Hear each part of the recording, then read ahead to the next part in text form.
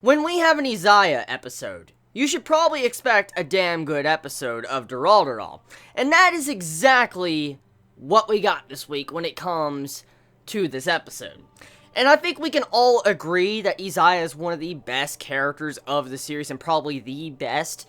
And just looking at this episode and just watching it, Izaya is just so fucking good. He's so good, because the Izaya greatness in this episode, I think, was just too much for my body to handle. When I saw how he was manipulating everybody throughout this entire episode, and then the entire cards are laid on the table, and we know what's happening at the end of the episode, it was so good. I felt like the way the build-up was done in this episode, with the car ride, with Izaya talking to the Mafia, along with him being in the chair, to the phone call, there was just so many different segments in this episode when it kept flopping back and forth, that I felt like it was doing a really good job of just building up that tension, because here's the thing where Durarara really excels at, and it's how it uses these story elements with constantly shifting back from different perspectives. For instance, present to future to past. For instance, not really knowing where you're at in the story. And so, throughout majority of this episode, I think majority of us spent trying to figure out, okay, so what point in time is this really going on? Is Izaya really locked in the chair?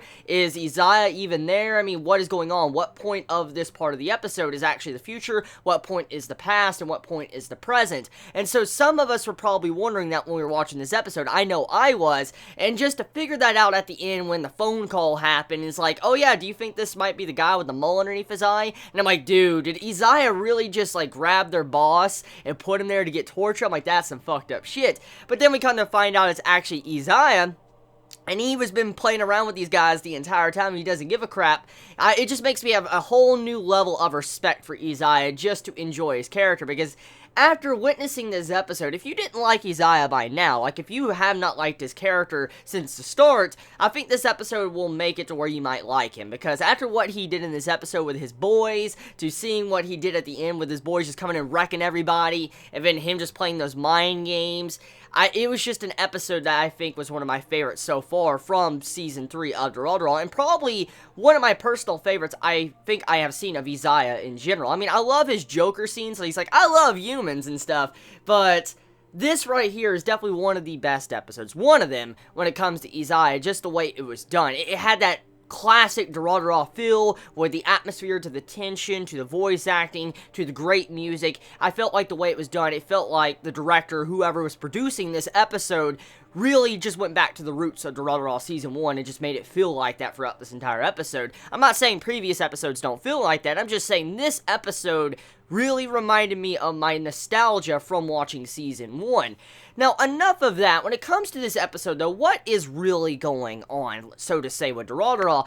Well, as we can see from this episode, Izaya is in the middle of some crazy shit. I mean, you have it to where he has his boys now back and being his bodyguards, and he also has it to where these different organizations, for instance, these little, like, thugs or gangs or mafia, are all having these internal disputes against each other because of drugs and different reasons, and so Izaya gets in the middle of this, and he handles them and just destroys them, kind of. That's what he does by himself. So there was kind of a dispute going on between gangs, and that's exactly what the episode was, and getting to showcase how Izaya can manipulate so many different people, even these high-level people, like it's nothing.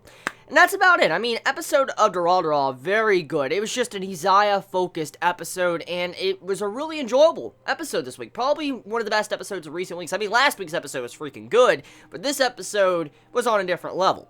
So, tell me your thoughts in the comments below. You all have a wonderful day or night wherever you live. Please be safe. Chibi out.